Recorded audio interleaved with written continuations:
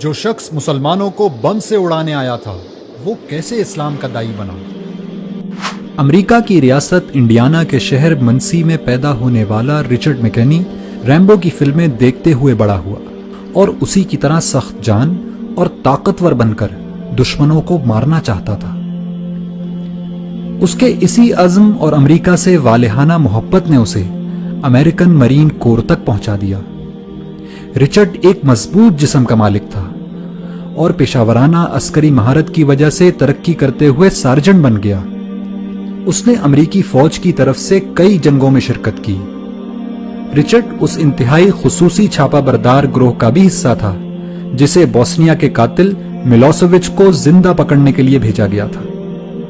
تمام بڑی بڑی جنگوں میں شرکت کرنے کی وجہ سے اس میں سخت دلی اور بالخصوص مسلمانوں سے شدید نفرت پیدا ہو چکی تھی۔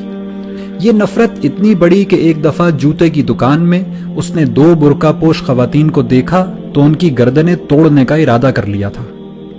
اسی شدید نفرت کے سبب اس نے منسی میں مسلمانوں کی مسجد میں جمعے کے دن دھماکہ کرنے کا منصوبہ بنایا۔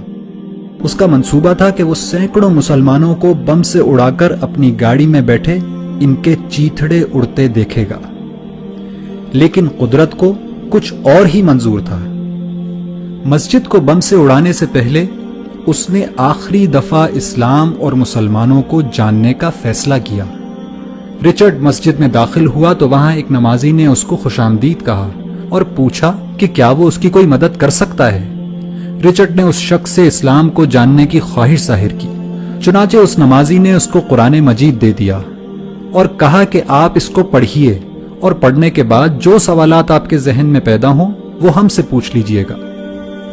چنانچہ رچرڈ قرآن پڑھتا گیا اور مسجد جا جا کر سوال کرتا رہا، یہاں تک کہ 2 مہینے بعد دنیا نے قرآن کا یہ معجزہ بھی دیکھا کہ وہی شخص جو کل مسجد کو بم سے اڑانے کی تیاری کر رہا تھا آج وہیں کلمہ شہادت پڑھ رہا ہے۔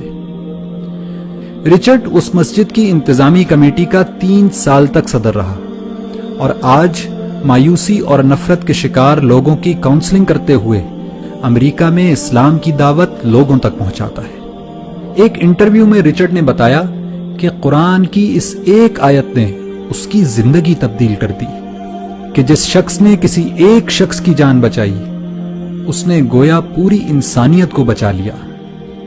اگر قرآن کی فقط ایک آیت مسلمانوں کے کٹر دشمن کی زندگی تبدیل کر سکتی ہے تو پورا قرآن کیا کچھ انقلاب برپا کر سکتا ہے۔ لیکن پھر بھی ہماری زندگیاں کیوں تبدیل نہیں ہو رہی؟ اس کی وجہ صرف ایک ہے کہ رچرڈ نے قرآن کو پڑھا اور سمجھا، لیکن ہم قرآن کو صرف پڑھتے ہیں، سمجھتے نہیں، ورنہ یہ ممکن ہی نہیں کہ رچرڈ کی طرح ہماری زندگیاں بھی تبدیل نہ ہوں۔